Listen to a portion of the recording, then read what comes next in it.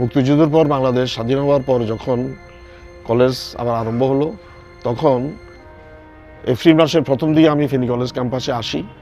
17 April থেকে আমি ফেনী কলেজে শিক্ষক হিসেবে যোগদান করি।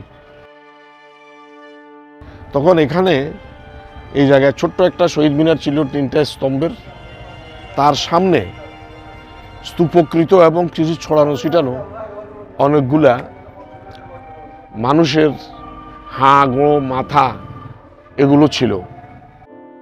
এই যে এখন বাউন্ডারি ওয়ালটা আছে শহীদ মিনারের চারিদিকে, এই বাউন্ডারি ওয়ালগুলো তখন ছিল না, ওপেন ছিল, এখানে ছিল ছড়াইয়া ছিটিয়া।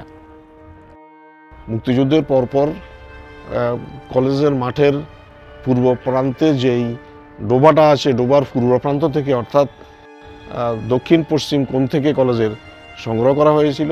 এখানে যে সমস্ত মুক্তিকামী মানুষকে ধরে আনা হতো, তাদেরকে ওখানে নিয়ে হত্যা করা হতো এবং তাদের লাশ সেখানে পুঁতে রাখা হতো।